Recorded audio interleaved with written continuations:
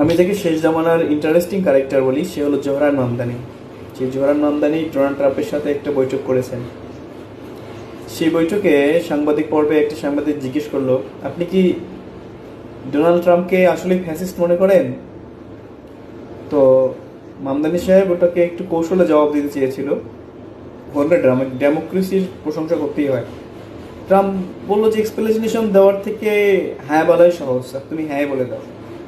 কারণ যদি এক্সপ্লেনেশন দিয়ে না বোঝাতে চাইতো, এক্সপ্লেনেশন কেন দেবে? যদি সে না হয় তাহলে তো ডাইরেক্ট না বলতো। ট্রাম্পের যুক্তি, যেহেতু তিনি ফ্যাসিস্ট হিসেবে তিনি চেনেন, এক্সপ্লেনেশন একটা রেডি করতেছেন, তো ট্রাম্পের কথাটাও ভালো লাগছে। তখন আবার মামদানি সাহস করে তার সামনেই হ্যাঁ বলে দেয়, ইয়েস, অ্যান্সার ইয়েস আসে। আমার ধারণায় শেষ জামানের এই important character Zohran Mamdani, Abdullah Hamid, তারপর আরেকটা আছে হামজা নামে এক ছেলে আছে, একটা সিঙ্গার আছে, এই ক্যারেক্টারগুলো খুব ইম্পর্টেন্ট হবে আমার আমার ধারণায়। কেন জানি মনে হয় এই ক্যারেক্টারগুলা দজ্জাল কনসেপ্টের সাথে জড়িত। আর ইহুদিদের দিক থেকে যদি আমি দেখি, এখন পর্যন্ত ডোনাল্ড ট্রাম্প নিজেও একজন কনসেপ্টের সাথে জড়িত। আর আমার তো মানে কি বলো, টেসলা ফ্যামিলি যারা যারা যুক্ত আছে, যেমন টেসলার মালিককে, এক্সের মালিককে বলেন, এক্সের মালিক, টেসলার মালিক। এক্স বলতে আমি যেটা বোঝাচ্ছি সেটা হলো টুইটার।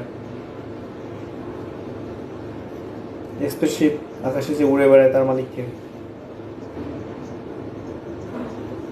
সেই ব্যক্তিটার নাম আমি নিচ্ছি না, তিনিও এই দজ্জাল কনসেপ্টের সাথে যুক্ত। আই উইশ যদি মামদানি সাহেব অথবা আমি যাদেরকে বলি তারা কনসেপ্টের সাথে যুক্ত হয়, তাহলে তো খোলামেলাই বলি ইমাম মাহদি কনসেপ্টের সাথে যুক্ত হয়, তাহলে ট্রাম্প তাদের কিছুই করতে পারবে না। এই কথা মনে হওয়ার আমার একটা কারণও আছে। কারণটা এরকম যে ফেরাউনের ঘরে মুসার জন্ম নিয়েছিল, বুঝতে পারেন কনসেপ্টটা? সুতরাং এই বিশ্বকে যে শাসন করাবে আল্লাহ তাআলা, হইতে পারে তাকে সেই রাজা মানসিকতায় তৈরি করবেন, তার ভিতর সেই গুণটা হয়তো বা রাখবে। আমি জানি না, আমি ধারণা করতে পারি। এগুলো নিয়ে একটু চিন্তা ভাবনা করতে করতে এই জিনিসগুলো খেয়াল, এটা জাস্ট আমার একটা খেয়াল বলতে পারে।